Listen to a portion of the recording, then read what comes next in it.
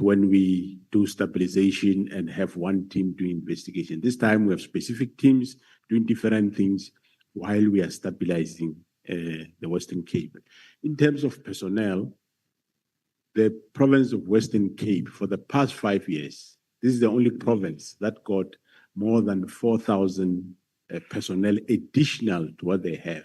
That shows we have interest in what is happening in the province, and we also doing our best to make sure that we fight this gangsterism. And also it gives one a relief that, yes, we have dig so much that we understand what is happening with these drug cartels, how they work, how they are linked, and we are dealing with that. And if we finish or finalize that, we'll be knowing exactly where we stand. So we are prioritizing Western Cape. It was never.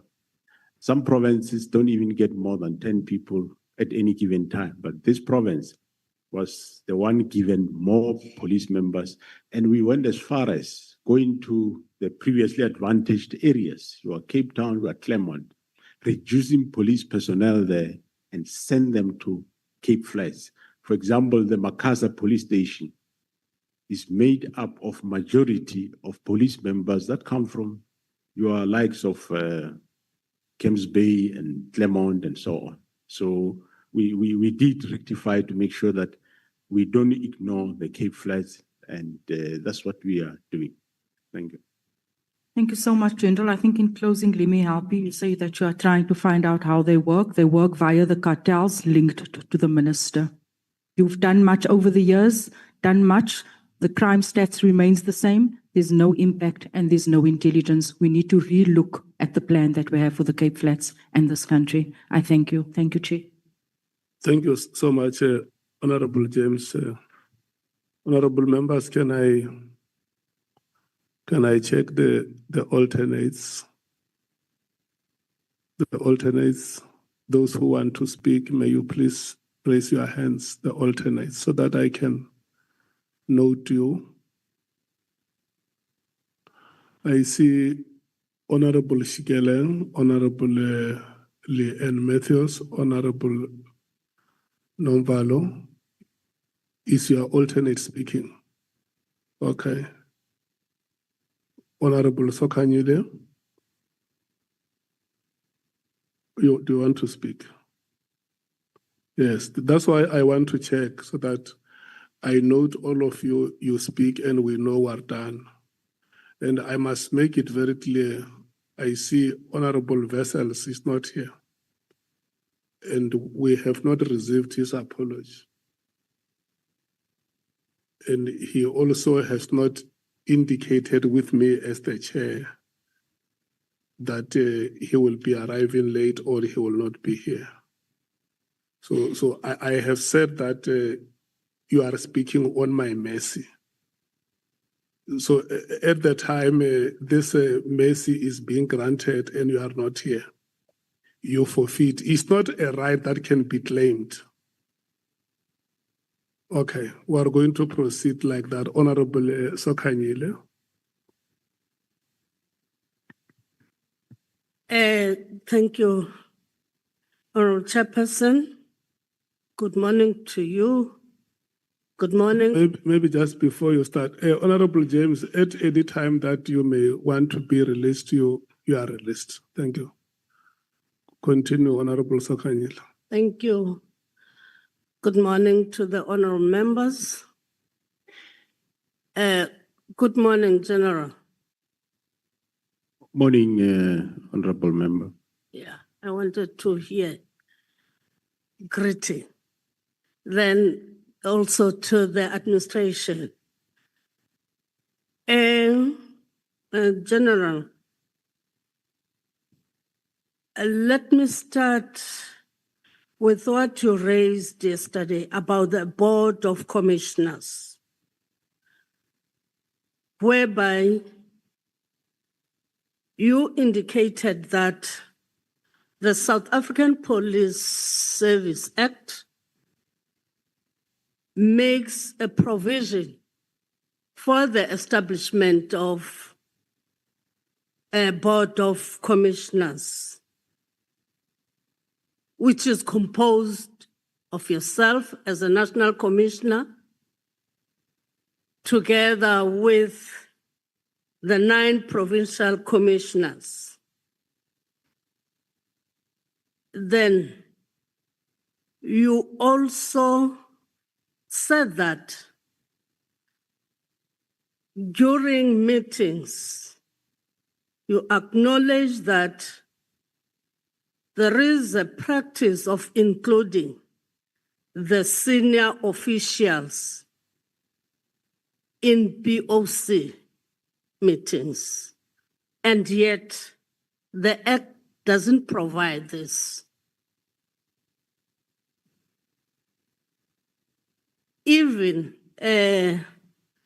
General Mkhwanazi, when he was here, he talked about the inclusion of the senior police officials not having the provincial commissioners and yourselves in a meeting, but you also included the senior officials in your meetings.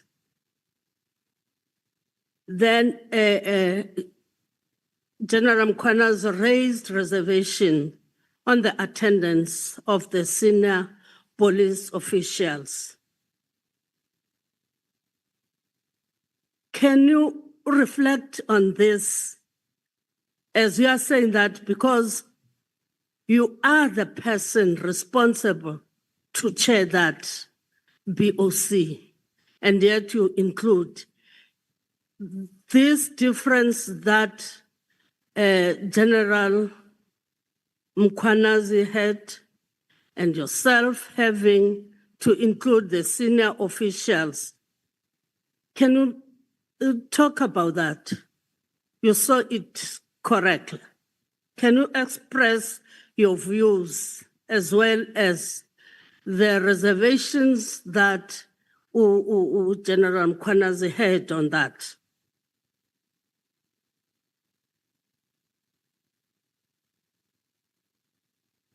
Thanks, Honorable Chairperson and members.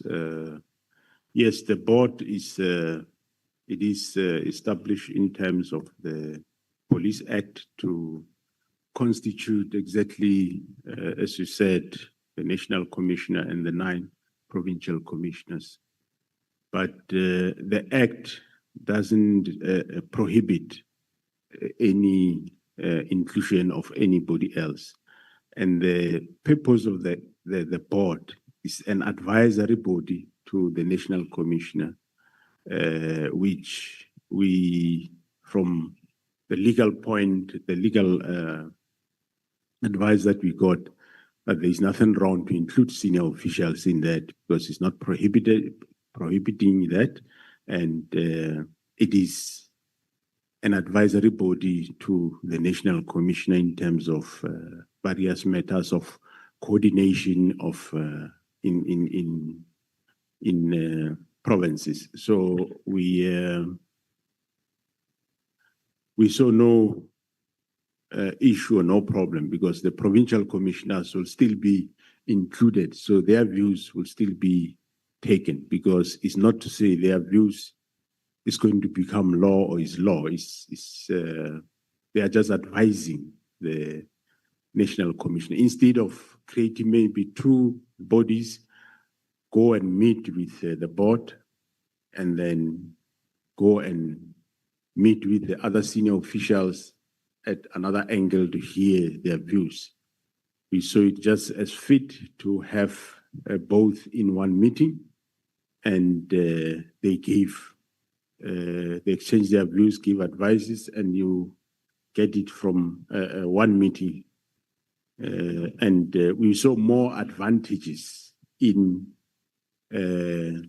enriching one another in the development of the subs going forward, other than limiting it to the only 10, which if after a year or 3 years you want to go back to the memory lane, I'm sure you might not find a single one of the 10 who was there. So we saw it fit that in order for the institutional memory of the organization and development and skilling of future leaders in the organization, it is best not to lock them out, but rather include them so that you have one comprehensive management team that is moving forward in a synchronized manner. Honorable member will also recall that I did mention that practically if you have the 10 in any given time in a meeting, you will always have this risk that they have got various periods by when they will be leaving, and also one has to take the interest of the organization into consideration and at heart. Not that they don't, but the fact of the matter is they're human beings. As I said, some of them might be left with a month, some of them might be left with 3 months, and here you say that body must advise the National Commissioner on decisions that will go beyond their stay in the organization. Whether those advices will be for the better of the organization or not is questionable, can go both ways. But basically, we saw no infringement on the part of the Act to include them. We saw it as it is good for the organization to have them. Thank you. Okay. Has any of the 9 provincial commissioners raised his or her dissatisfaction in the inclusion of the senior managers to the BOC? Because General Mkhwanazi raised it here in the ad hoc committee to say that he was not happy about that, because it means that it is not catered for by the Act, but we're doing it. And did he in particular raise that with you, or any other 9 provincial commissioners raise that with you? Thanks, Honorable Chair and members. Yes, I think in one of the meetings, I couldn't remember when he did raise it, maybe 1 or 2 years they did raise it, and it was discussed, and we obtained legal opinion, and we found it not to be a problem of including them. Okay. You may not know why he wouldn't want other senior to be there. As you are saying that he did raise it, maybe looking at things, because there, it is good as you are narrating it, but why specifically wouldn't want other senior below him, want them to be there? You wouldn't know. Honorable Chair, I wouldn't know. Okay. No, it's fine. Thanks. Then going to the 31st directive, because you said you regard that correspondence as the 31st directive, whereby you were on leave on the 30th. Then there was a correspondence that was written by the minister, a directive in particular that I'm going to talk about it now, is the halting or filling of post in the intelligence division. On point 36, that is page 19 of your statement, regarding that directive, you were on leave, but there was a directive that was directed to you. Did you receive that directive? Yes, Honorable Chair, I did receive the directive. It was sent to me through a WhatsApp by one of the officials. By one of the officials. So it was straight to, even if you were on leave, it was given straight to you. You didn't have an acting person in opposition. Meanwhile, you were on leave? There was somebody acting in while I was on leave. But the correct procedure, of course, yes, is to send to the Office of the National Commission.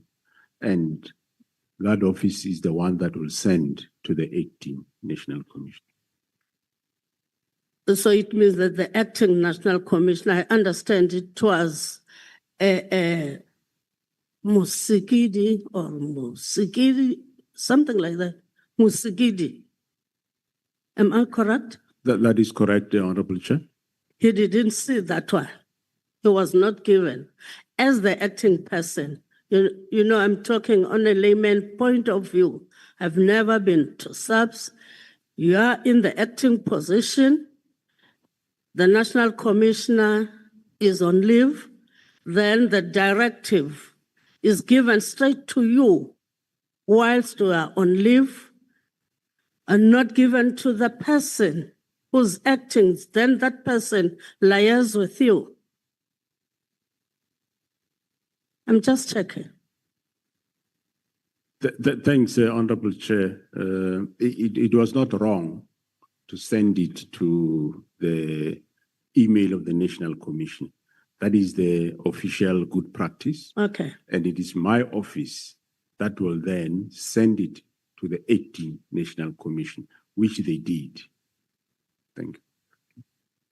Then on point 40, that is page 20, you are saying that you don't know the reason behind the instruction that was given of halting or the filling of post in the intelligence. You are saying that you believe it was unprecedented. And you further indicate that, in your view, the minister didn't have a unilateral to prevent or leave. Did you communicate whilst you are on leave or when you come back? I just want to add that. All right, thanks, Honorable Chair. No, and members. No, I communicated when I came back from leave, not while I was on leave. Then he gave you the reasons of the instruction. Thanks, Honorable Chair. Yeah, he did give the reasons as to why he held at those posts, and which we later then had a meeting and discussed those reasons. Because these reasons were that our advertisements were quite, it says they were too wide open, our adverts for posts. That was the first reason, that they were too wide open. For example, we are, if I can give an example, that we say we want, on the advert, we will say requirement is a degree or a diploma. For him, we cannot say that. We should either say a degree straightforward, not say a degree or a diploma. That's one reason. And the other reasons was that he first want to engage with the Joint Standing Committee on Intelligence before we can finalize the posts of crime intelligence. But then I did give him a response in terms of those matters, that there's nothing wrong with the advert. That's how we put it. We know why, and I gave him the reasons why we say degree or diploma, because some few years ago, the qualification that was there for police was only a diploma. Degrees came of late. So if you say only a degree, you will be disadvantaging a certain group of employees. So if you say degree or diploma, you then include all of them. So I did. And on the Joint Standing Committee of Intelligence, I told him that it's important that we fill up the post. But he said, no, once they have engaged the committee, then we will fill up the post, which, well, that took time to engage the committee. But we have since now advertised those posts. Thank you. Then going further to disciplinary cases, on point 63, page 31, a disciplinary case against senior management, including Major General Khan. Do you mind sharing with this committee the details of the disciplinary case against Major General Khan and what were the outcomes of that disciplinary process?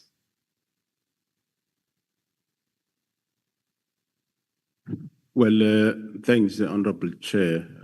I might not know all those details, but what I know is that there was a disciplinary case about that he interfered in an operation where members have confiscated drugs, and then there was an investigation by the IPID, and the recommendation from the IPID did find that, yes, there is a misconduct by Major General Khan, and the Divisional Commissioner and the National Commissioner should initiate disciplinary action against him, which that report was received, was sent to the Divisional Commissioner, and he initiated the processes, and the relevant employees, that is employer rep and the presiding, were appointed, and the disciplinary was finalized, and he was not found guilty. Thanks. Okay. And then a general, in point 69, you indicate that the minister claimed that the president also agreed with the decision to disband the political killing task team. Then if you're saying that the minister claimed, it means that you're not agreeing that indeed the minister did meet with the president. Did you verify with the president on the claim that is being made by the minister to say that even the president was agreeing to the disbandment of the PKTT? Did you verify that, as you are saying that the minister claimed? That's what you said. Thanks, Honorable Chair. No, I did not verify that claim, and I didn't need to. I didn't need to get involved in between the two of them to check who's right, who's wrong. That's not my that's not my field. And whatever you say, whatever you say, whether it's true or not, I can't question it. He is the one that is saying it. He met the president, but the last time I met the president, I know the standpoint of the president, that he was surprised that this is happening. And secondly, when I suggested to him that, Mr. President, if ever this happened, it should take a specific form which is a winding down, and the president was agreeing with me in that field.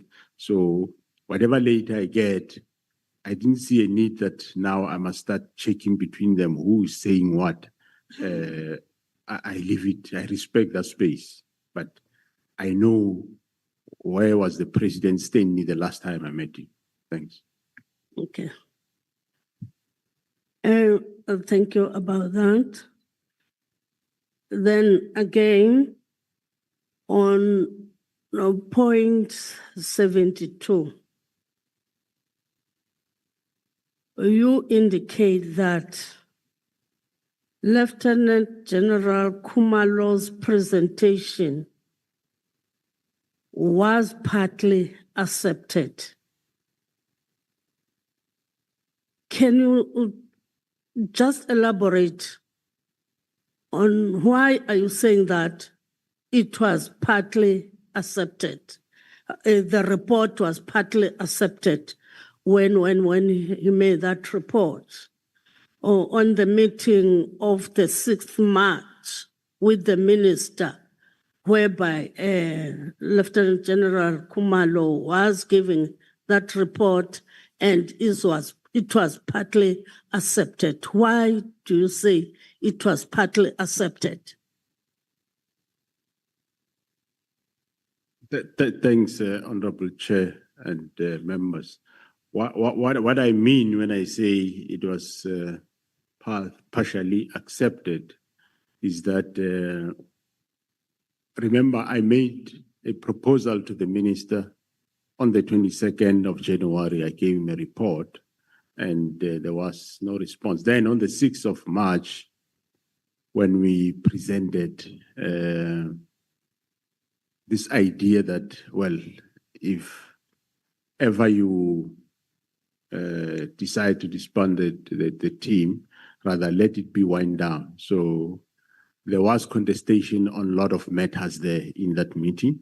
And even though he didn't expressly say, I agree, but he says no, well, after this presentation, certain matters were agreed to or were not objected. They were not outrightly objected, but there were those that were objected. For example, the taking of dockers to province was objected, and the issue that the task team go long beyond that was also objected to, say no, it must this last span must come to an end this very year of 2025.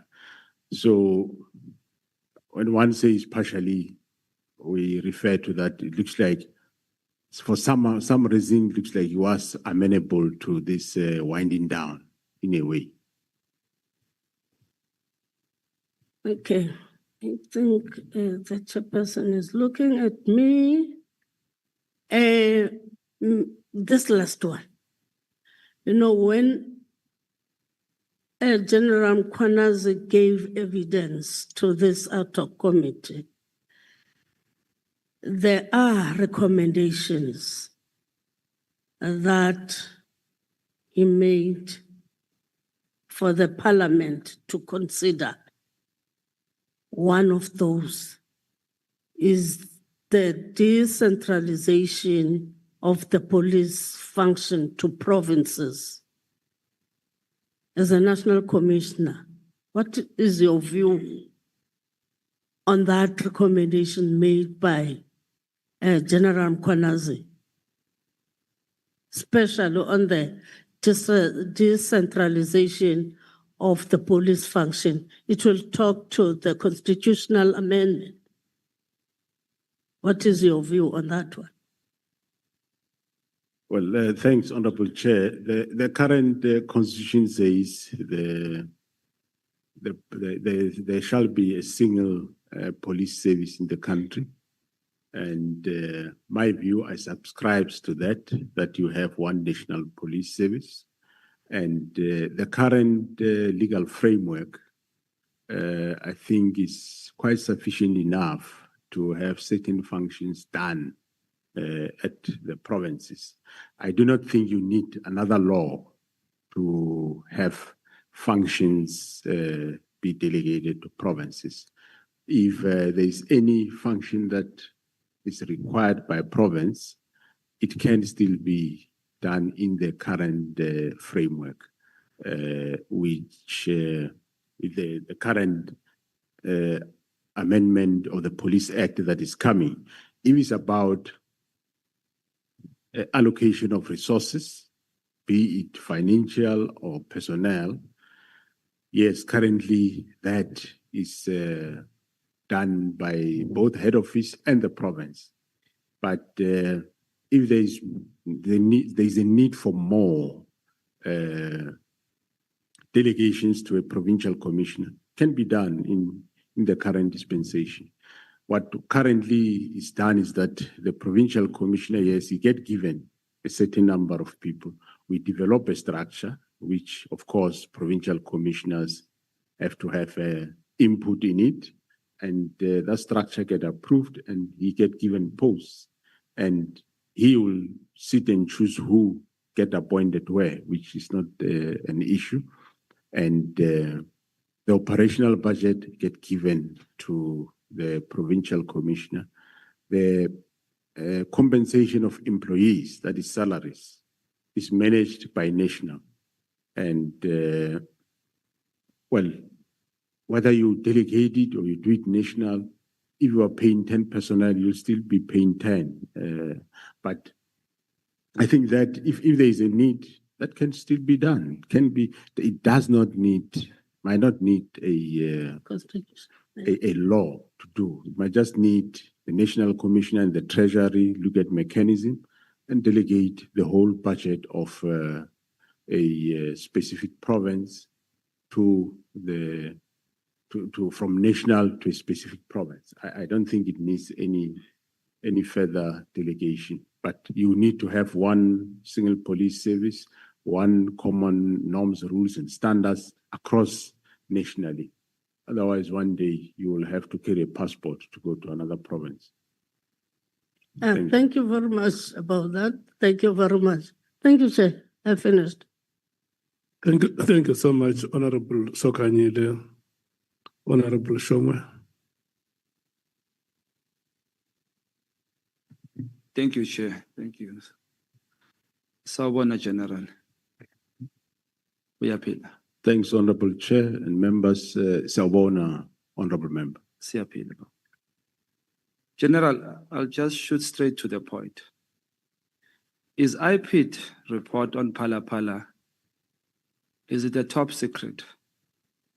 And why is it that General Rode, who conducted an illegal investigation, because there was no case that was open for him to conduct an investigation on Phala Phala, and he was not mandated in terms of his work scope.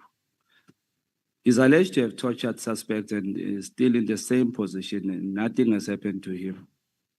Is it because he was acting under the instruction of the president? Thanks, Honorable Chair and members. General Rode was subjected to disciplinary process. Him and other, I can't remember whether it's 2 or 3 members. He was subjected to disciplinary process, and the process ran its course, and he was found not guilty. And yeah, that was it. In terms of investigation, the members of the police, they perform their functions in terms of Section 205(3) of the Constitution, which says they are there to prevent, combat, and investigate crime, maintain public order, and protect the inhabitants and their property, and so on and so on. So any member of SAPS can do any of those functions if he knows that work. There is nothing wrong with that. But of course, members do specialize. There are those that specialize in commercial investigation. specialize in VIP protection, but doesn't mean you can't do any of the other functions. Are you therefore saying any member can just investigate?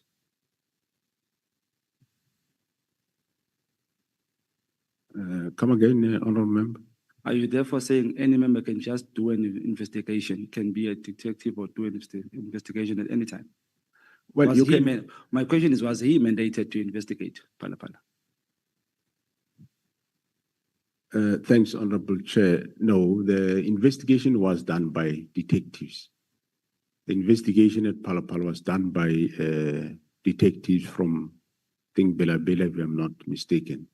And in as far as preliminary investigation, yes, the commander can and is expected to do preliminary investigation or whatever happens. Let's say a member loses a firearm here in Parliament.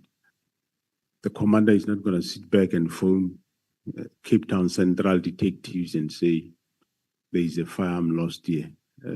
No, it's expected that commander to do preliminary investigation, find out what happened. Is it indeed this firearm lost wherever? Because quite often things are not the way they are. So it's expected to do prelim investigations, and thereafter the detectives or the assigned component will come and take over and do whatever they expected to do. Is the Phala Phala a top secret thing? That question you did in a top secret, the IPIT report.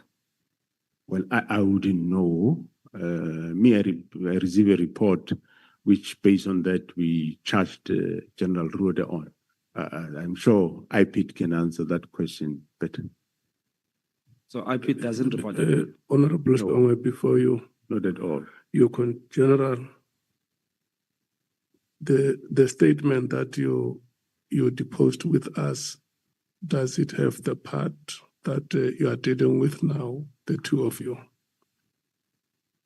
It doesn't have Honourable Chair. Are you comfortable to respond to questions that are not on your statement? I am not comfortable because I might not have other facts to the matter at hand. Okay. Well, I will advise you, Honourable Shongwe,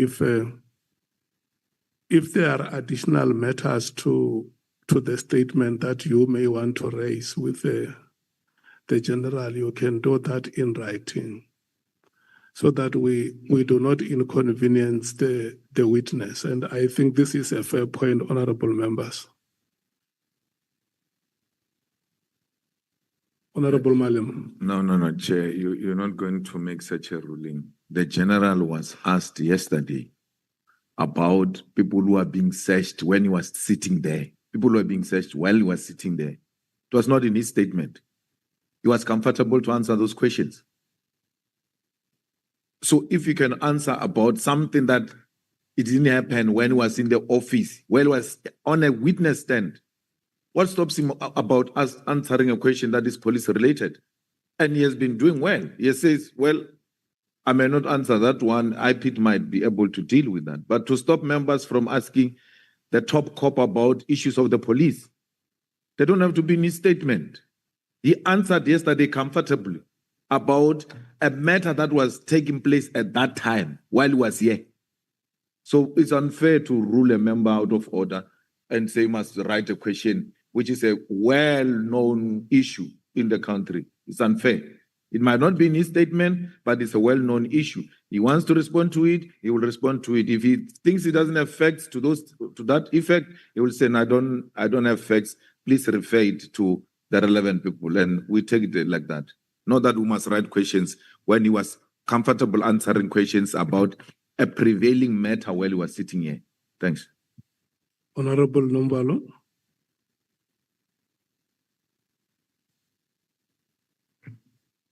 Yeah, thank you very much, Chair.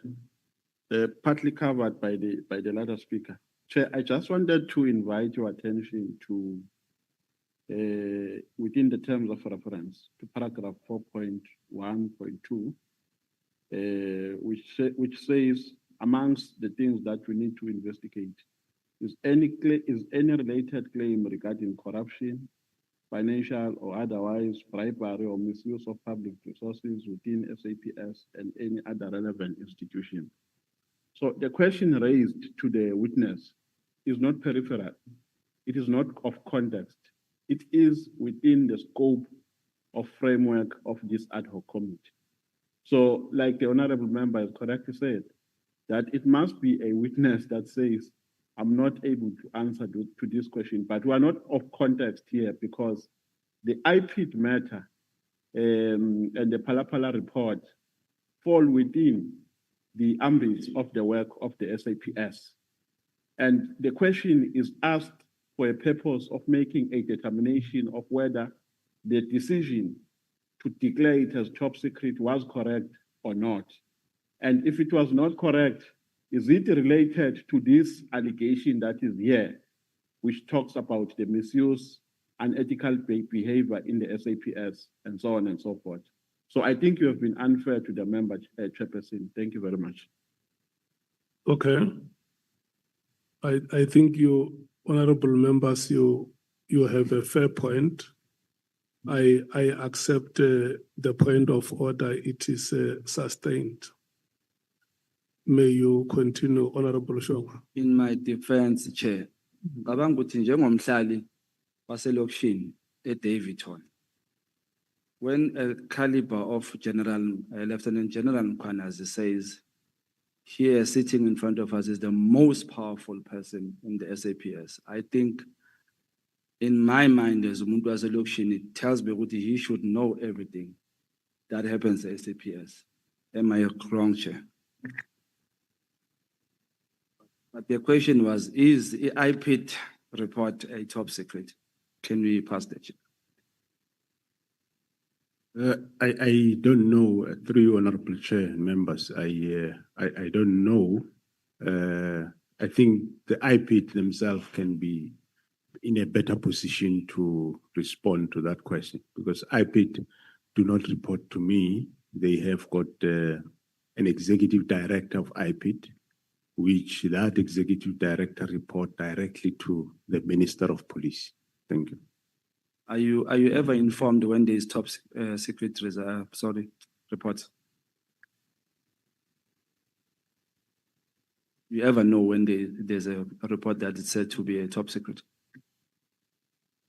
It will depend, through your Honorable Chair. It will depend whether it's a report sent to me or is a report that if it's not directed to me, I will not know. But if it's a report that the authentication of that report. Okay, for the sake of my time, can I put that question in writing? Maybe because I need that answer, Chair.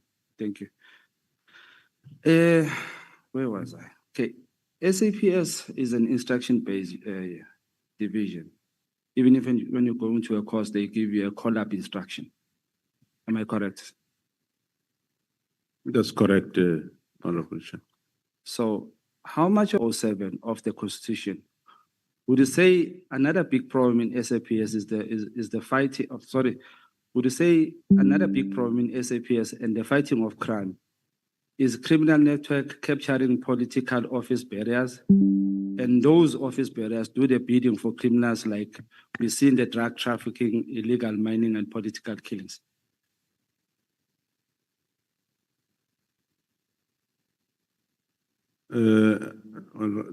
Yes, thanks, Honorable Chair.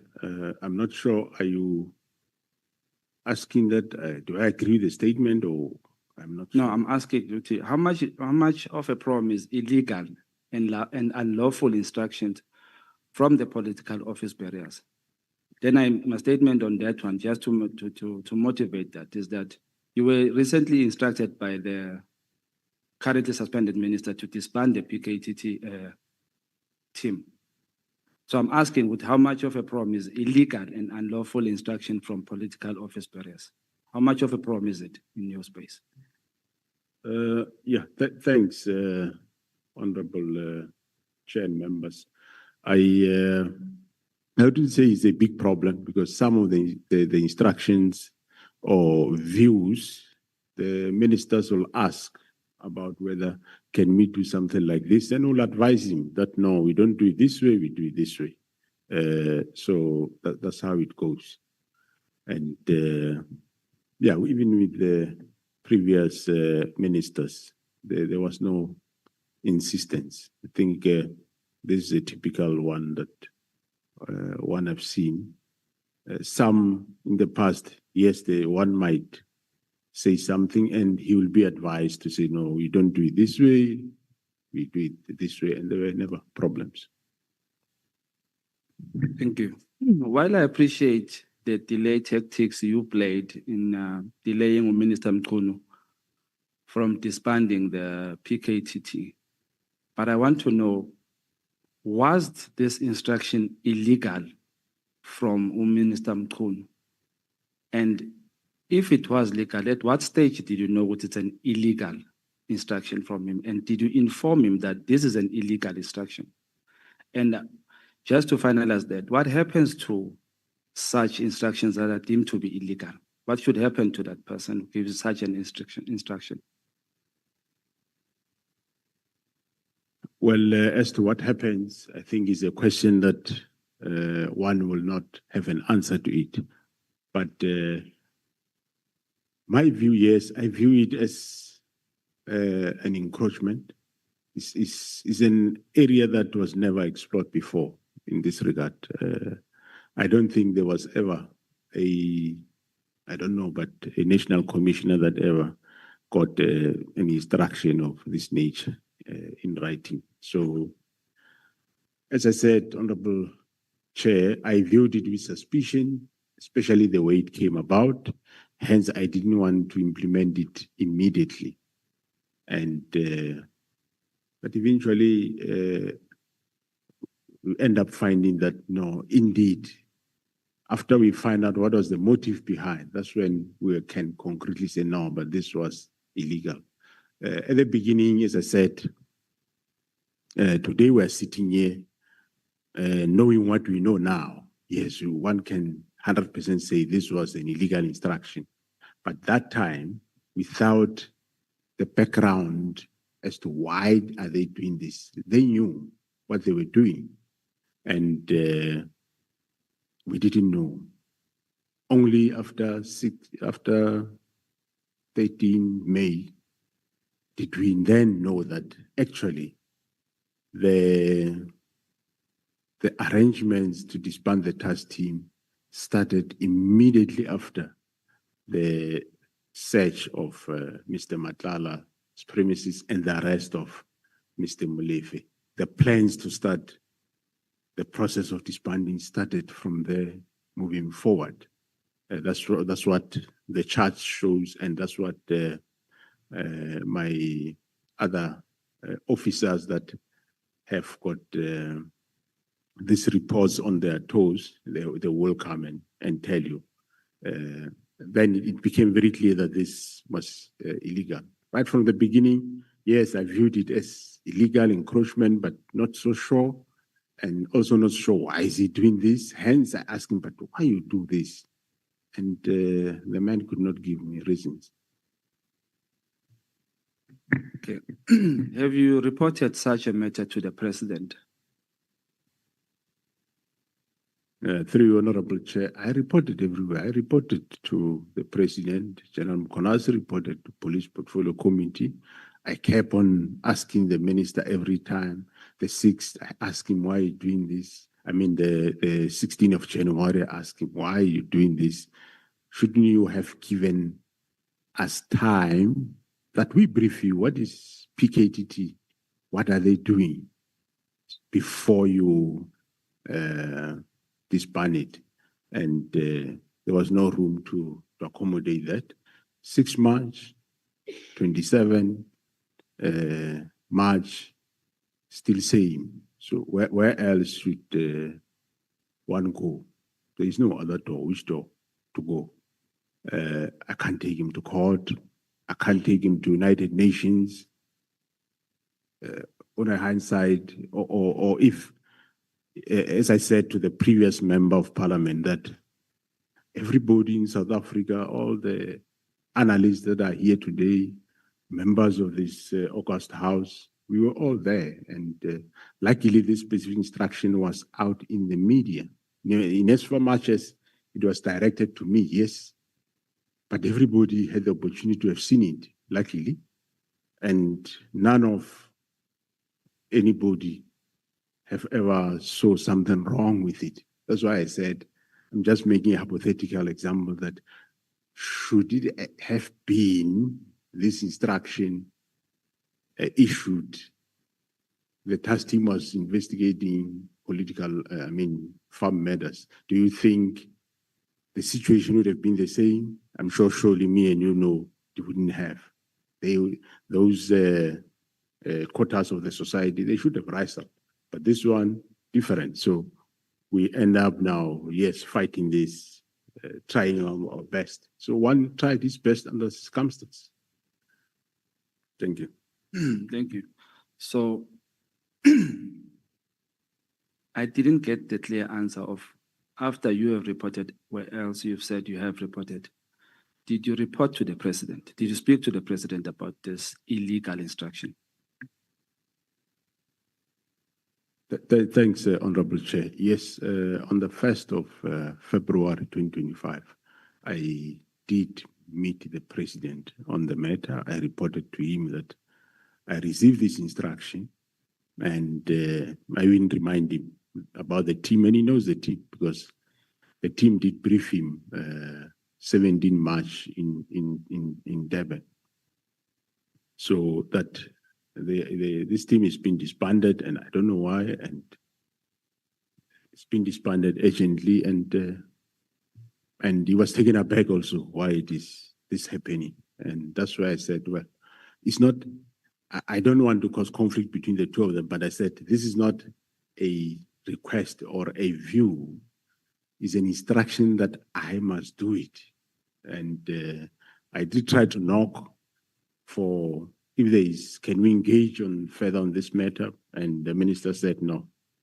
Of course, I should submit the report, which I submitted, that report that he required. So, and he said he'll discuss with the minister. But of course, I said to him, my proposal, if this thing goes ahead, which I don't know why it must happen, it should take the form of slowly winding it down so that work cannot be disrupted. And the president says, yeah, well, I think if it happens, that's what he will support. So at the time you were speaking to the president, at that time, were you then knowing what this is an illegal instruction, or you're just still not sure whether it's illegal or it's still encroachment? Well, it was not really sure, but believing that this looks like encroachment or illegal, but not one can't say, yeah, 100% it was illegal. So the only answer I got from the president is no, ngizokhuluma naye. That's it. That's correct. The fish rots from the head, General. And if the country was to clean up the policing and bring back the confidence in fighting crime, I think we will need to zoom in the MPs, members of parliament, the executive, and the judiciary. So my question is, we have few cases of you dealing with the executive. Can you, without compromising your investigation, detail the extent of the rot in parliament and the judiciary of compromised individuals who uses their position in favor of criminal elements? Yeah, well, through you, Honorable Chair, members, where there is investigation, we will proceed doing those investigations. I think we will not leave any stone unturned. Doesn't matter who, we will do our work, whether it's within the general public, parliament, judiciary. We will definitely do our work. Of course, some of these things, when they start, you might not really know exactly what it is all about. We have I think there is one case which I learned about it later, which one of my officials, General Kumal, I'm sure will detail more about it. I think it refers more to the judiciary, whether the case at the end of the day was really a matter that people are involved, that they are investigating the case, so they will be able to talk more on such cases. In your general understanding, is Lieutenant General Sibia corrupt according to the evidence you have in front of you or the report given to you? Thanks, Honorable Chair. One will say alleged. You can't say somebody is corrupt before he's even found guilty. But there is concerns in terms of linkages that we are finding that we are still investigating, Honorable Chair. So it is too early to come to that stage or conclude, as you say. But as a powerful person or person in the position of a powerful, as a person in a powerful position, like Mkhwanazi said, does the evidence say or does it give that direction what is corrupt? Current evidence you have or the report? Well, it is safe that I say we are investigating. There are concerning connections and reports. We are investigating those matters. All right, thank you. The confidence of the public in the justice system is impacted by the perception that those who hold political power are not treated the same as those who are ordinary citizens. A classic case is Phala scandal, hence singazi top secret or not. There are people who are arrested for having undeclared foreign currency and having above illegal limit of foreign currency. Yet the president was not even investigated by SAPS for both offenses. Even when pushed, SAPS didn't even confirm that the president was investigated. Yet ordinary citizens are arrested and charged. When you fail as SAPS to act against people who break the law, who happen to be in political power, how do you expect ordinary citizens to have confidence in the institution? Thanks, Honorable Chair. No, investigations are done to whomever. There's nobody that doesn't get investigated if there is a matter.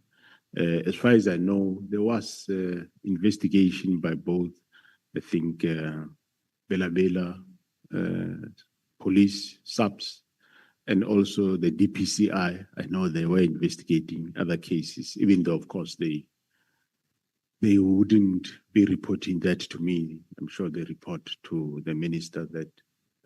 So there were investigations around Palapala.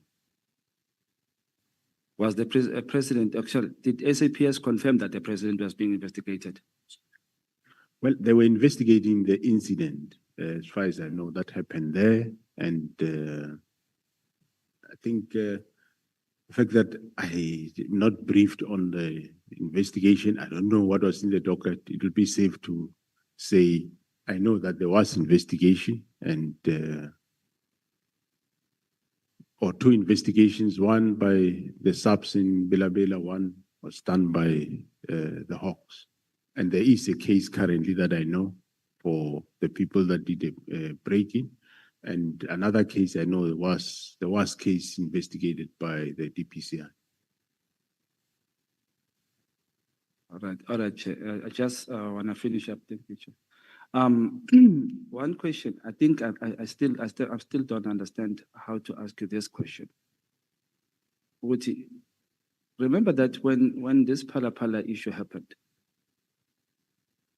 we as a country had interest. Maybe if I should ask you is this: how interested? What is your interest, or how much of an interest do you have in the PKTT cases versus interest in the Phala case? I do have interest in any cases, my work that cases be investigated. But however, there is a difference. Cases that are investigated by general detectives of subs, yes, they will give me feedback. But cases that are investigated by the Hawks, they report to the minister, not to me.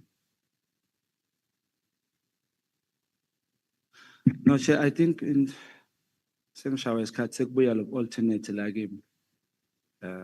yeah.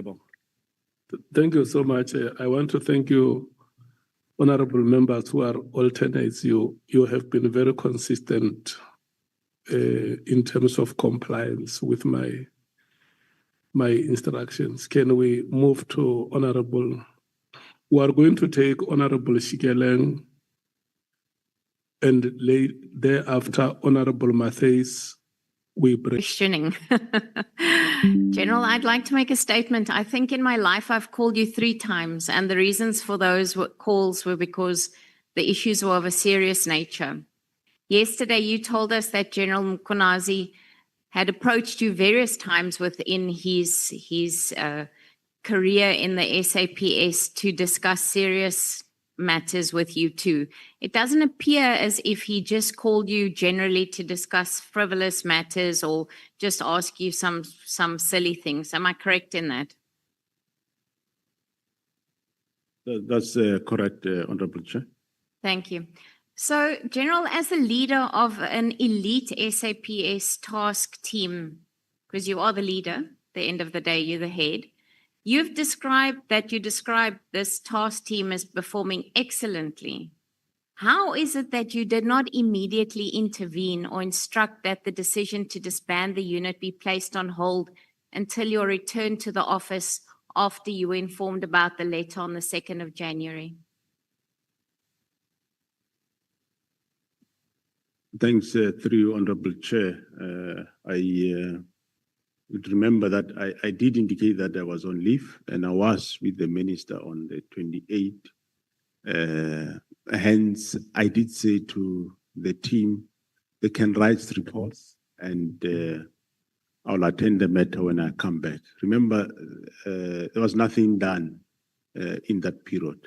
So, yeah. General, it's very strange to me that if this task team was performing so well that you didn't immediately pick up the phone, but we'll leave that for now. You stated that during your leave period, General Musikili was the acting NASCOM. Is that correct? That is correct. Chair. Was it then General Musikili that gave General Sibiya the instruction to proceed with closing the PKTT? Honorable Chair,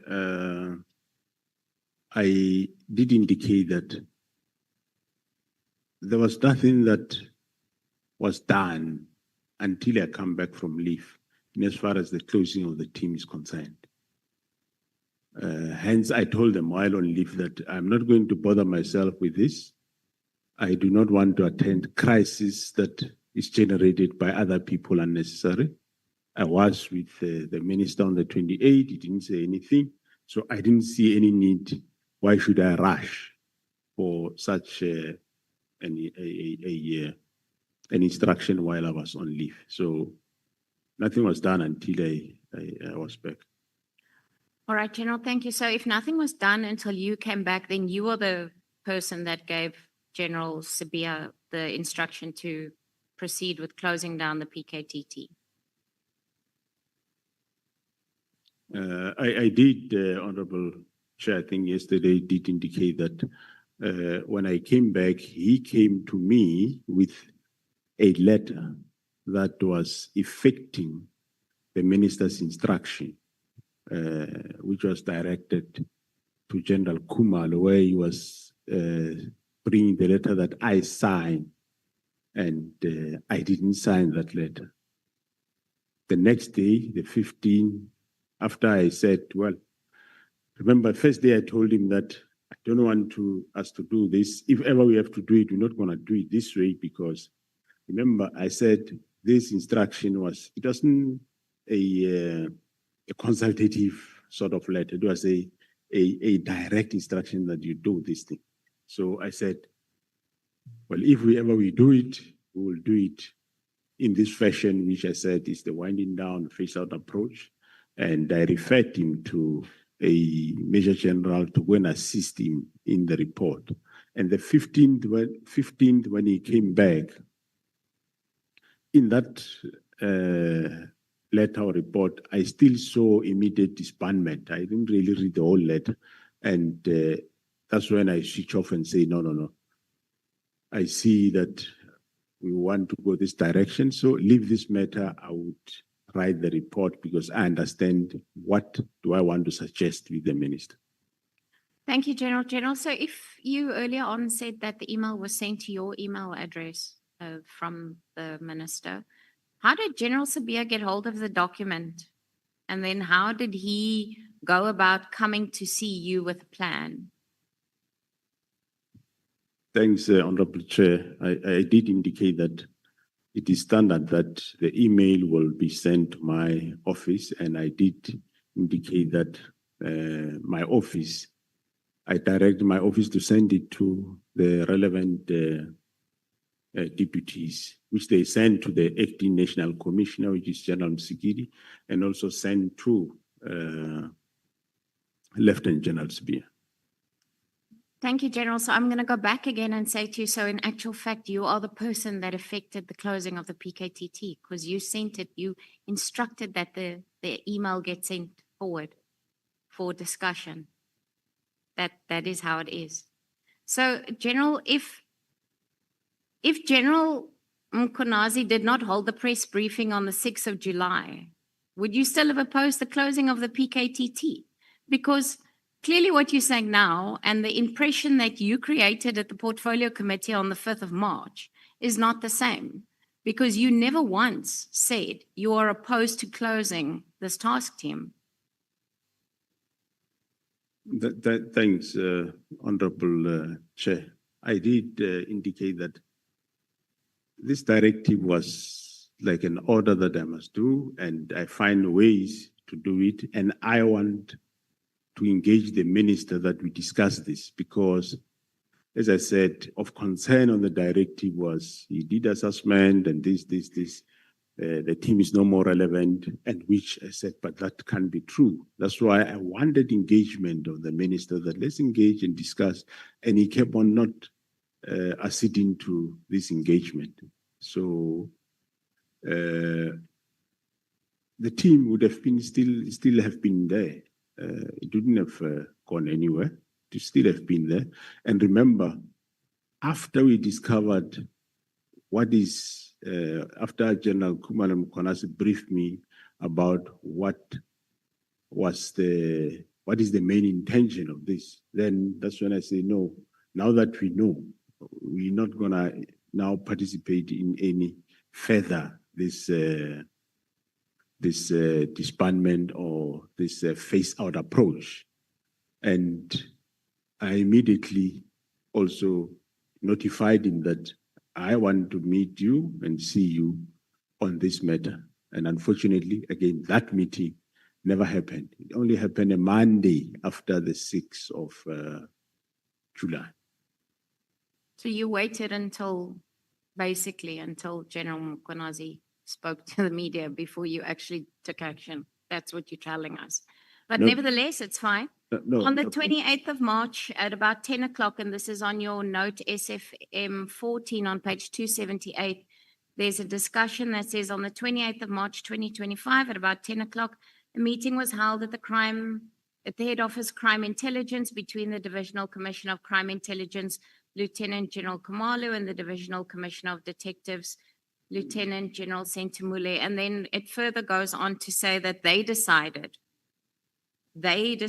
together that the dockets, those 121 dockets, it says here 118, but we know it's 121, would then be given over to murder and robbery to Brigadier Khopokoditata to investigate. And so they made that decision. Did they inform you about that decision that they had made to then give the dockets over to murder and robbery?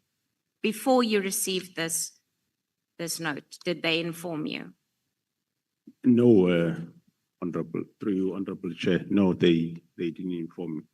I did say that I picked up somewhere in late April, May, that dockets are around the headquarters. So they didn't inform me about the dockets because, you know, I see here that this was signed by you on the 22nd of July, and I go back to, I am not sure that if the press briefing on the 6th of July wasn't held, if we would be sitting with the same document that you signed and said that the dockets should go back to where they come from. And in actual fact, you say they should be taken back to their station of origin. You don't actually say that they should be taken back to the PKTT. So, yeah. If the PKTT was delivering results in such high crime areas as we've said, there was then obviously no operational justification for the dismantling of it without a clear replacement strategy. And you started winding it down, but you did not. There's no clear replacement strategy. Have you evaluated the impact of the decision on violent crime levels that they were operating in, and will you table those findings publicly with us? Did you do some evaluation on the impact of this? Thank you, Honorable Chair. I think right at the beginning, the Honorable Member spoke about, what did I say about station of origin? Yeah, you said that the dockets must go back to the station of origin. The dockets be returned to the station of origin. The instruction on that, what I was, the context of what you are reading there, Honorable Member, through you, Honorable Chair, is that, remember, the meeting of the 6th March, General Sibiya and the Chief of Staff and the Minister argued to say, I said the dockets can go to the province. They argued to say the dockets must not go to province because you will have the provincial murder and robbery, and you'll have the PKTT at the province of KwaZulu-Natal under the guise of murder and robbery, which I said, but if it's like that, would we have a problem? They say, no, that's not disbandment.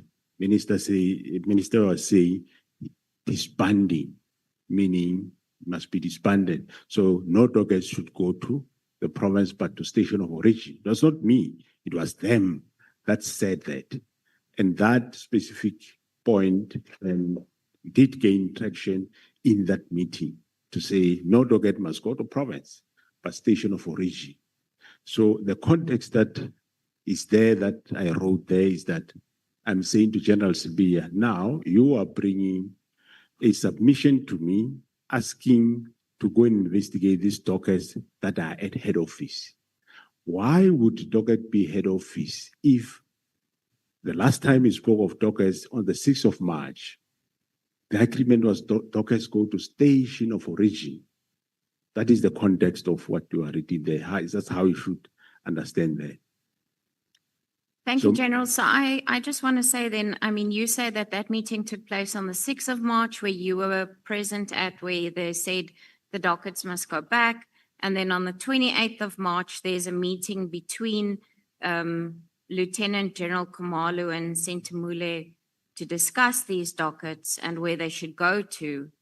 But you had a meeting on the 6th, and then they decide that the dockets must go to murder and robbery. So I don't know, somewhere there's a disjoint here for me. Something doesn't make sense. And what I'm really getting, and it was very clear out of General Mkhwanazi's testimony, that the SAPS at a national level is highly divided within the leadership, because it really feels to me like there's something that is not right here. And it seems to me that this is driven more by politics and loyalty to certain factions than to competence. Because as the National Commissioner, you take responsibility for the culture and for the steps that happens within this SAPS. So, I mean, and the command structure comes from you. this, in the first place, this should never have happened because the minister should never have given the instruction. That's clear. So the minute the minister gave that instruction, you were the one that should have stood up and said, this is not the SAPS that I'm building. This is not what should be happening. Am I correct? Yeah, no, I do, through you, Honorable Chair, I do hear, Honorable Member. I think you put a lot of facts and you go on. To assist you, Honorable Member, on the first part of your comments, what I was saying there, maybe it creates confusion to you, the murder and robbery of serious and violent crime, right? These doggers mysteriously find themselves in Pretoria. Now, an application is submitted by General Sibia to say, I want to send a serious and violent crime team from head office to go to KwaZulu-Natal to investigate these cases. And that what you see is a disapproval to say, no, I can't send another team there because there is already a PKTT there, and the doggers must go back to the PKTT, and which eventually did happen. And also remember, when General Mkhwanazi did the media briefing or press briefing, it is after that we now, me and him and General Kumalo, we now know what was the objective of doing this. We had now information that what is happening. So whether he did a press briefing or not, we were now empowered at that time to say, now we understand why the minister and General Sibia and them were doing this, and we are not going to now allow it. And well, then he did the press briefing. It's not to say if he didn't do the press briefing, the PKT would have been closed. No, I sustained the PKT from that time, yes, the ups and downs until in that July.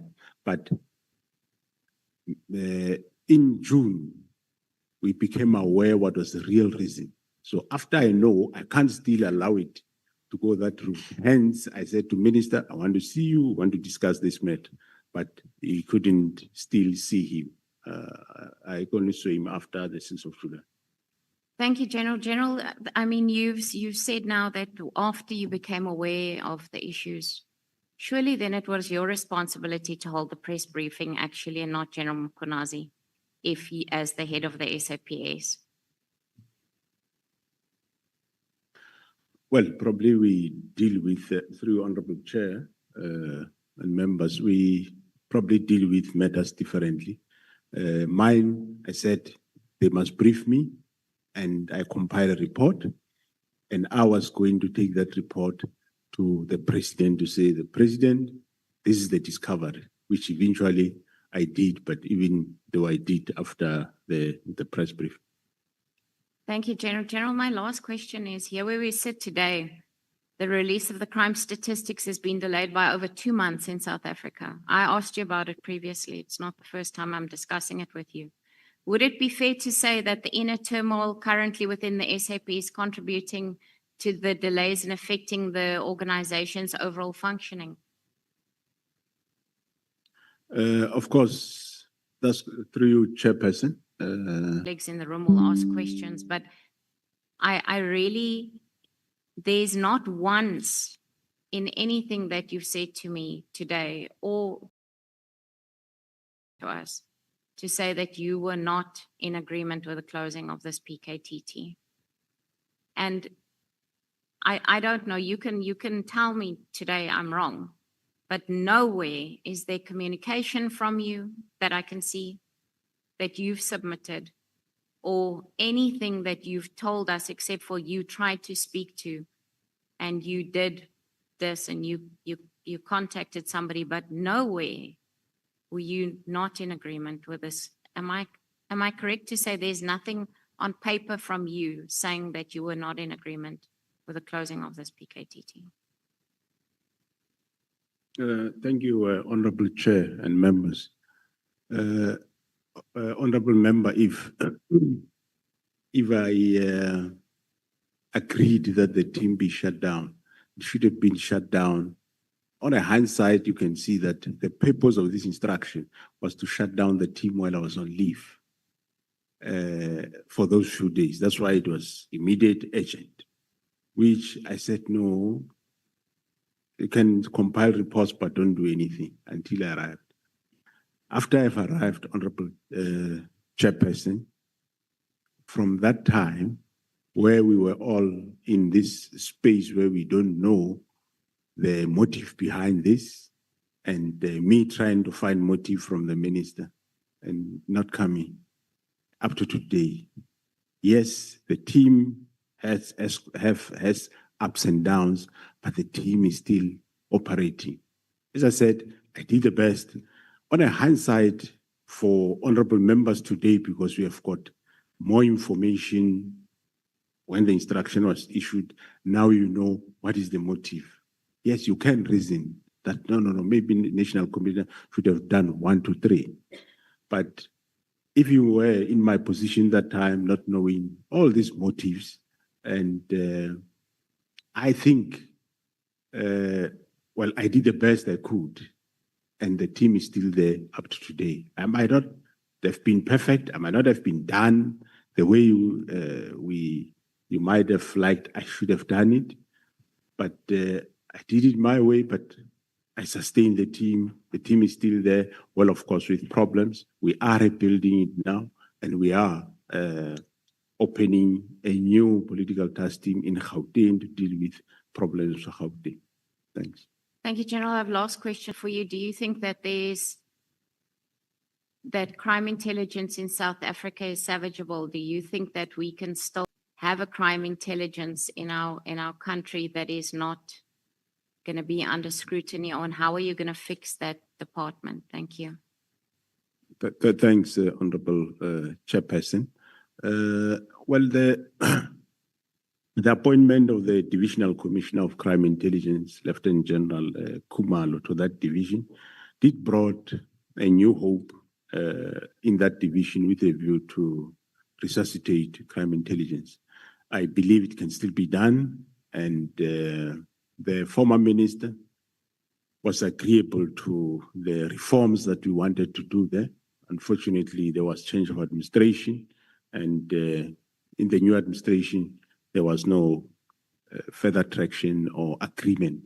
Remember, the National Commissioner, when he place or transfer a member of level 14 and above, that is a Major General and above, I must have concurrence of the minister. I just don't do it myself alone.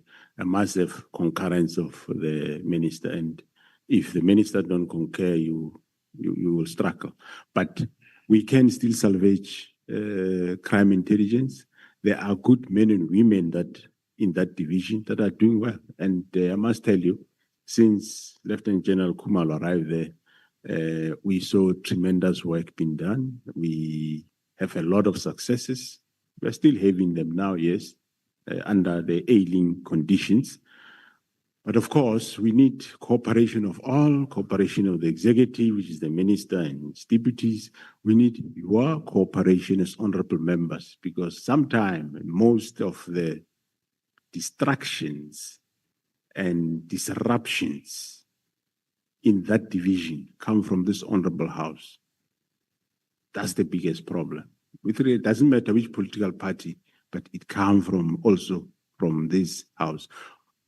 Whether what their interest is, I wouldn't know. But we can still salvage that division and make it the best, and it can be able to be reformed and developed. Thank you. Thank you very much, General. General, I do think that we have a lot of good men and women in blue in our country. I think it is our collective responsibility to make sure that we create a good working environment for them to ensure the safety of the citizens of South Africa. Thank you very much, Chairperson. Honorable Shikeleng, I want to thank you so much. Honorable Matthews, are you ready? We're born ready, Chair. Okay, thank you so much. Thank you, Chair, and good morning. It still is to honorable members and to the National Commissioner. or material conditions, I would say, informs the decision to establish a task team. Yesterday, you also spoke that we have a task team in Mkhwanazi.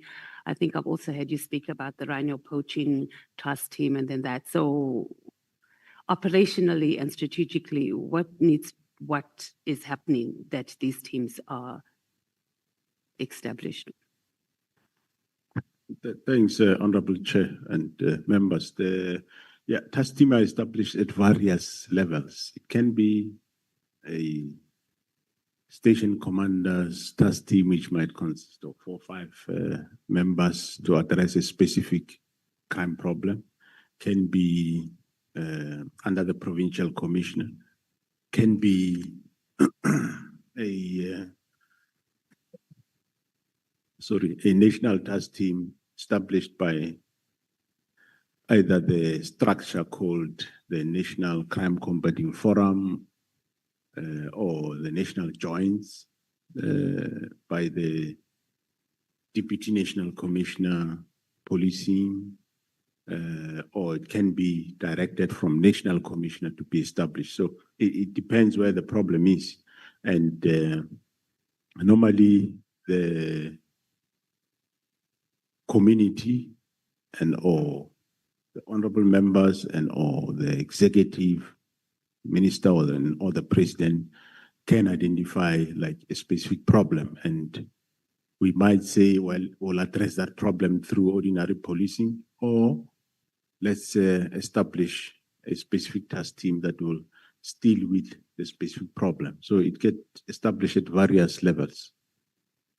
Okay, so we will establish it's in response to a specific problem, but obviously it's regarding criminality. And do you take into consideration the level of criminality for us to put in resources into that? So in the bigger scheme of things, let's say the rhino poaching opposed to GBV rates, like does that come into consideration, or is it pretty much a political decision, like as we have seen in the case of the President Ramaphosa went to KZN, attended a funeral, announced at the funeral, we're going to establish a political task team, used the ruling party's position in parliament and in government to say, okay, we're having leadership problems here in the ANC and we can't deal with the greed and the desire for power, whether it's councillors or whether it's their deployees to strategic positions. So we're going to use state resources to do that. So I was asking that question to try and determine, like, how do we prioritize criminality in this country and our response to it? Thank you, Honorable Chair. We prioritize crime, not to say in terms of if it's party. And we respond accordingly. Even the president, when he was there, he said he didn't establish it for purposes of specific party councillors. It was for political killings. And the task team indeed did sterling work with regard to what they did in KwaZulu-Natal. They arrested for killings of IFP councillors. There's been IFP councillors in Zululand that were killed. There's been DA councillors. You remember there's a DA councillor killed at municipality around Howick. Forgot the name of the municipality there. There's been arrest in that regard. You remember the DA councillor in Beckville who banned his family there and accused other people. We made a breakthrough there. So it's not about a specific party. No, the task team was dealing with matters of whether it's within a party or is one party killing another party. The team did sterling work and arrested in everyone.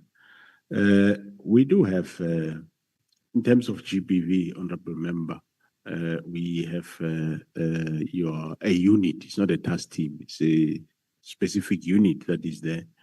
We call it family violence and child protection.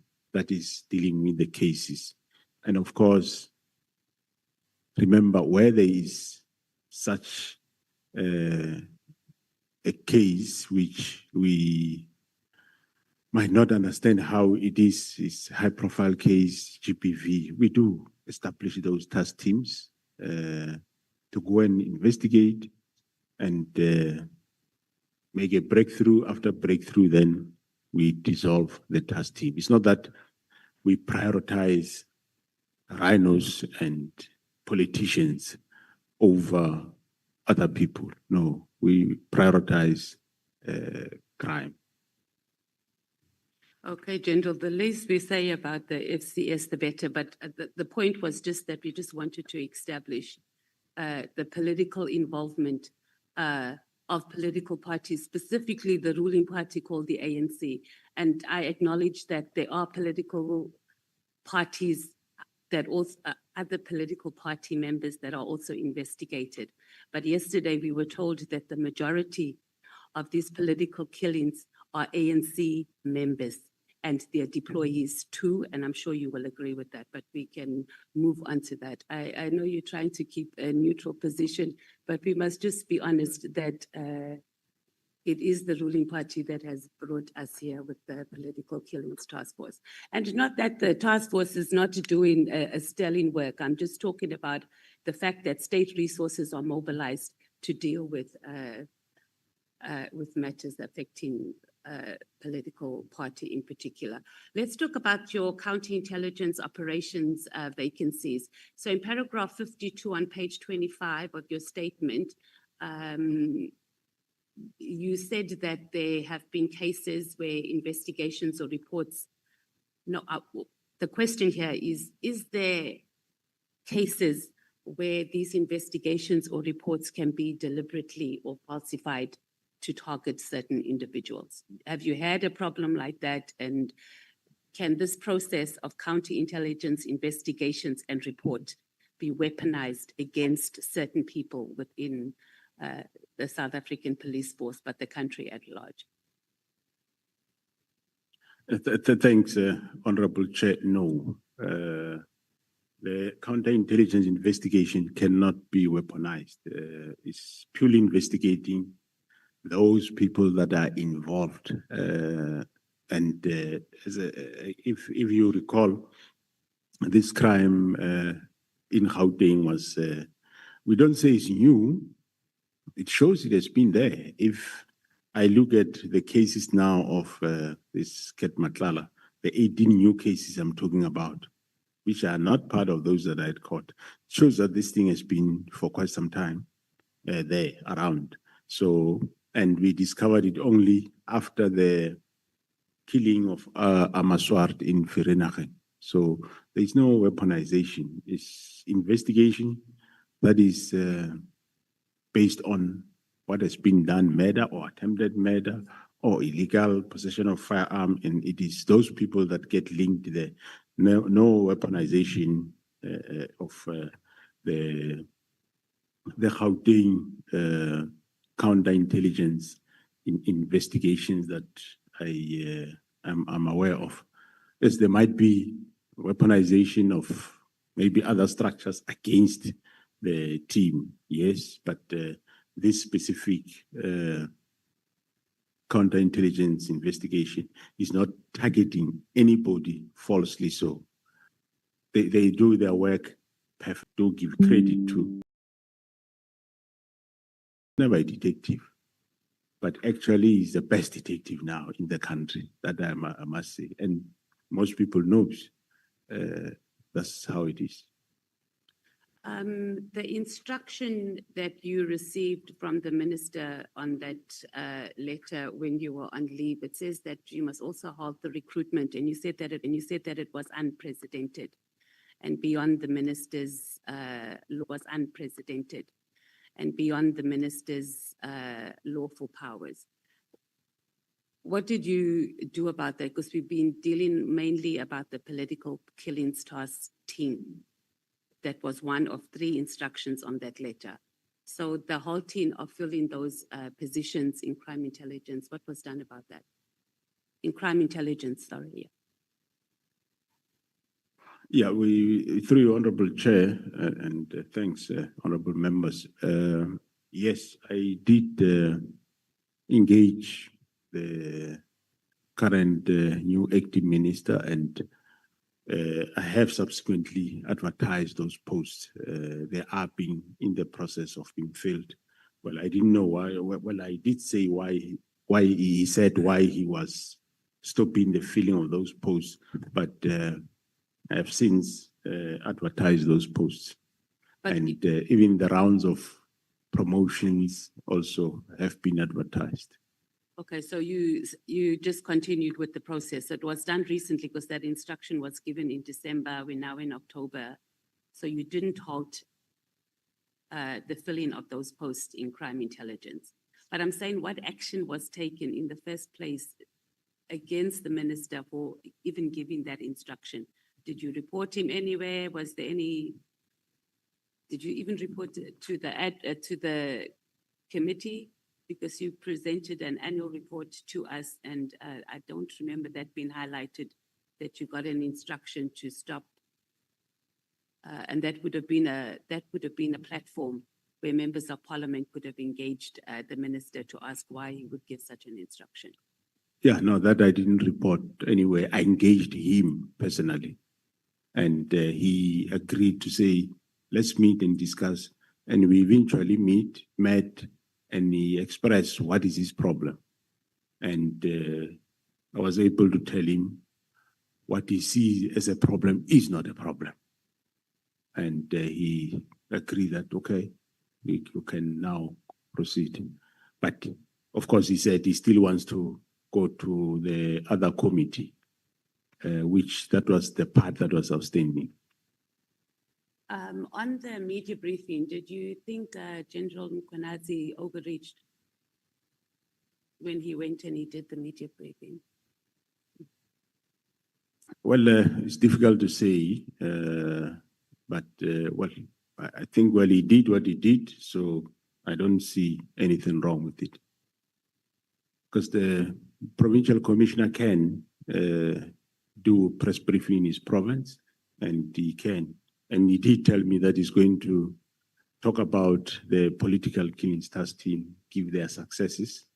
And when he went beyond that, so I don't have a problem with that.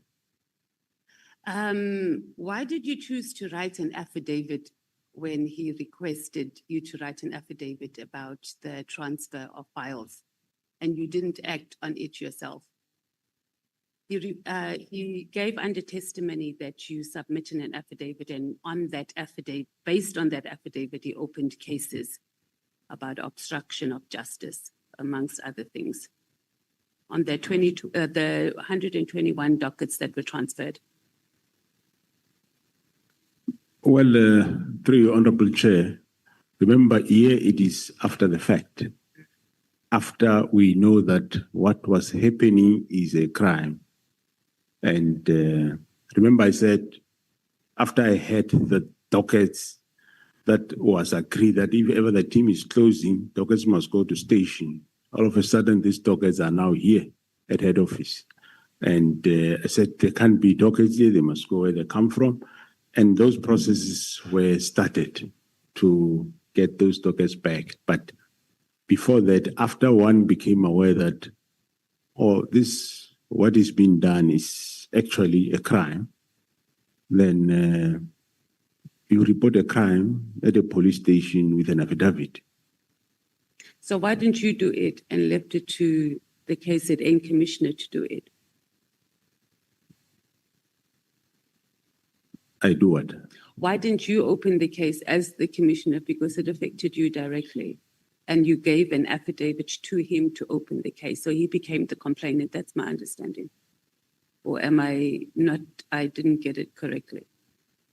Well, the offense happened in KZN, and I gave him the affidavit. Giving the affidavit, you open a case through an affidavit. And there was no other internal processes that you took outside of sending the affidavit to him to open the case in KZN against those who were involved in moving the files? Actually, I think he's not, well, he's doing an inquiry that he's busy with. I can't here as a national commissioner investigate or investigate a case at head office. Case must be investigated somewhere from police station. So what I did was right. You don't have to, so the question is just internally as the national commissioner, like there has to be some internal processes that you could have instigated outside of the criminality and actually open a case. Did you do any of that? Just internally, because there are processes, DCs, etc. Yeah, internally, you should be aware that Lieutenant General CBI is suspended and there is disciplinary process that is undergoing. Okay. And that formed part of it? That's correct, yes. National Commissioner, the media briefing, there seems to be a lot of movement after that media briefing in SAPS. And could it be that this media briefing is, we're not going to really get genuine systemic changes because now it's in the media, our country is all up in arms in it. So those who halt and obstruct investigations in this country are just, submarined. So we've seen movement. And then once the country moves on to something else, we are going to be back to square one and possibly even regress any further. So what systemic changes do we need in the whole justice system, and I guess in the police in particular, to ensure that we don't have, it's going to be the same script, different cast? We've dealt with these ones that have come up now, and we've left a void, and then another crop comes in and does the same thing. Thanks, Honorable Chairperson and members. Well, we need, yes, an overall of the system of criminal justice. We need oversight to various institutions. Just to give an example, I think during General Mkhwanazi's testimony, I didn't watch it, the whole of it, either here or at the Madlanga Commission. Somewhere you saw that there was communication between Mr. Matlala, for example, and somebody from IPID, where the plan was they want to get General Khumalo arrested. But the other one was saying, hey, now there's no injuries, there's no JD8, so I can't arrest.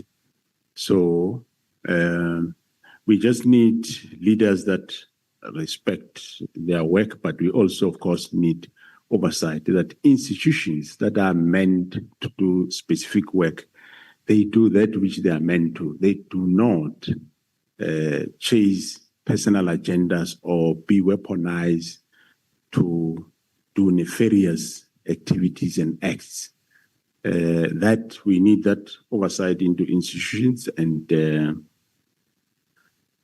from the police side, we are prepared to undertake a lot of reforms where we see there are problems, but unfortunately, the others we can't. But we need an overall of the system in terms of when it comes to watchdogs, for police watchdog, you have your IPID, you have police secretariat, and you have got all other bodies. So I think maybe as the legislature, you need to look at whether should you have all these many institutions. You have IDEC, you have DPCI.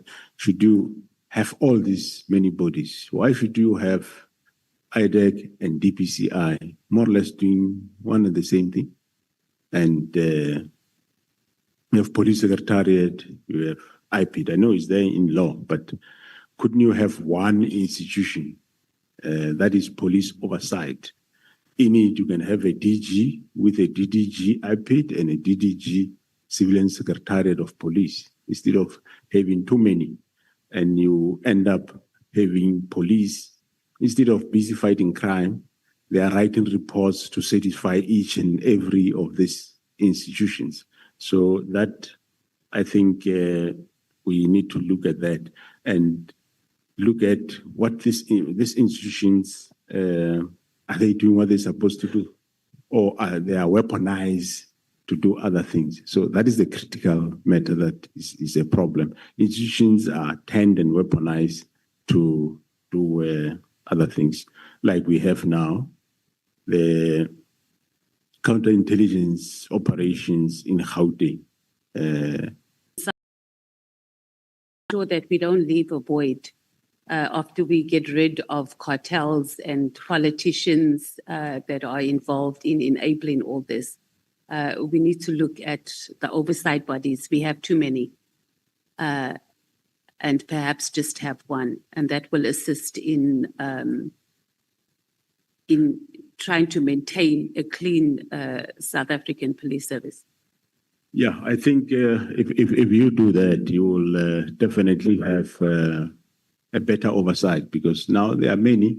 Somebody from you end up going to one and say, no, do for me 1, 2, 3. And they end up being busy with all those things. If you have one, you can concentrate on it and do oversight on us. And we do our work. We have got nothing to hide. Hence, I have now, as you heard yesterday,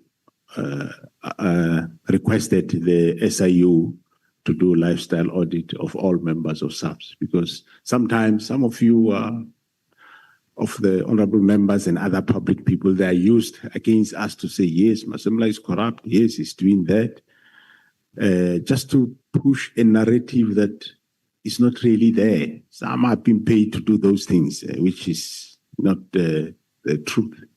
So, and public end up believing, no, Masemla is corrupt. I mean, where did I do? Whose money did I chow away? So, if we streamline the oversight on police, that will work quite best. Thanks. National Commissioner, yesterday you said there's about 840 members that are, I'm now on the vetting and security clearance questions. So you've started a vetting process of about 840 members by an independent service provider, if I remember correctly. That is correct, Honorable Chair. It is a lifestyle audit, not necessarily What vetting. with the lifestyle audit? Audit, yeah. Vetting will still be done by crime intelligence and SSA, but this one is a lifestyle audit. So how did you identify a service provider? Is it a private company? What process did we use in identifying a service provider to do that? And you tell us who the service provider is that's doing the lifestyle audit? Or could we not use someone in the Auditor General? Or anyway, you tell us. I did say, I say it again, the service provider is a special investigative unit. Oh, it's from the SIU. Mr. Advocate Mutivi's unit. They have got the capacity to do that. It's a state agency. I thought we can use them. They are independent from us. And they have done other institutions, I think provincial government, Gauteng, they use them. So I engaged the advocate somewhere in April, and there was some glitches along, but eventually we have finalized all those and part of entry. So those will be the second layer. As 3 months later, when we get a report, it's like, no, we don't have capacity. There was no resources.